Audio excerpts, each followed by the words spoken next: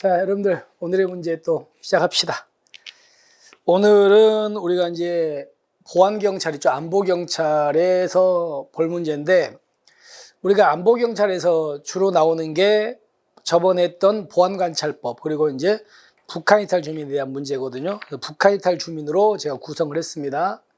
첫 번째, 이거 지문 되게 많이 나오는데, 북한이탈 주민은 군사분계선 이북지역에 주소, 직계가족, 배우자, 직장 등을 여기 두고 있는 사람도 좀 체크해 두십시오. 두고 있는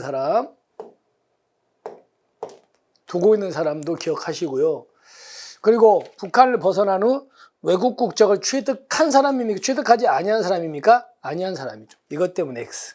그래서 두 군데 좀 조심하시고.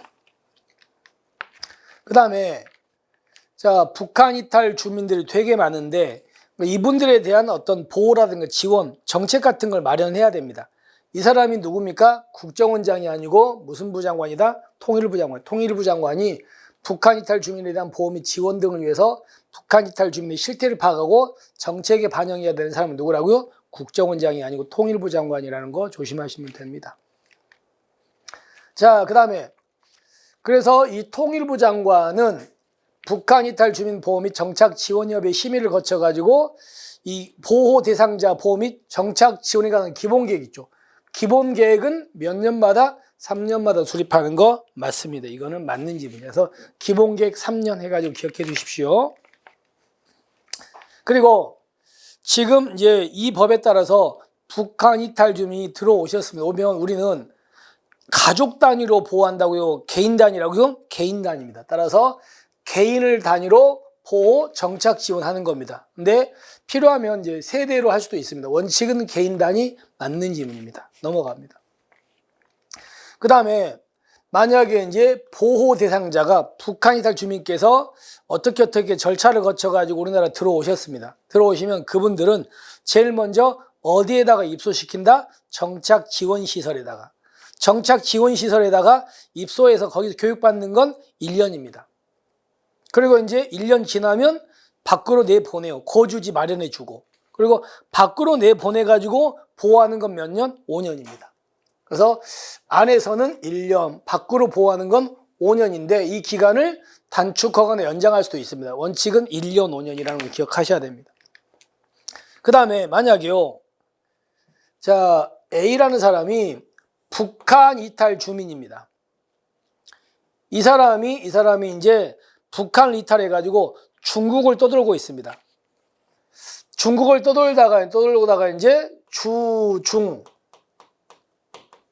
한국 대사관에 찾아가가지고 나 한국 가고 싶습니다. 보호 좀 해주세요라고 신청을 합니다. 그러면 주중 한국 대사관은 중앙행정기관을 거쳐가지고 통일부 장관하고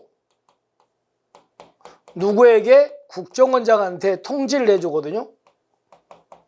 그럼 원칙적으로는 이 A라는 사람을 통일부 장관이 A라는 사람을 보호할까 말까를 결정합니다. 근데 이 A가 어떤 사람이냐면 국가안보에 현저한 영향을 줄 사람이라면 그때는 국정원장이 결정을 하거든요. 일반적인 사람은 통일부장이 결정하는데 문제는 이 A가요. 항공기 납치, 마약 거래, 테러, 집단 살해 등 국제 형사 범죄자예요. 또는요, 위장 탈출 혐의자예요. 그리고 얘가 국내 입국 후 몇 년 지났다? 3년 지나서 신청한 사람이라면, 이런 사람이라면 그때는 이 통일부 장관은 보호 대상자로 결정하면 아니 된다요. 결정하지 아니할 수 있다요. 아니할 수 있답니다. 아니할 수 있다지 결정하면 아니 된다 때문에 X입니다. 그러니까 절대적이 아니고 의무적이 결정하지 아니할 수 있다 기억하셔야 돼요. 됐죠? 그래서 이 내용도 알아두시고 결정하지 아니할 수 있다는 것도 기억하시고 하시겠죠. 잘못됐습니다. 그 다음에 이제 A라는 사람이 이제 그 정착 지원 시설에 1년 있다가 이제 5년 이제 1년 지나가지고 거주지로 내보냈잖아요.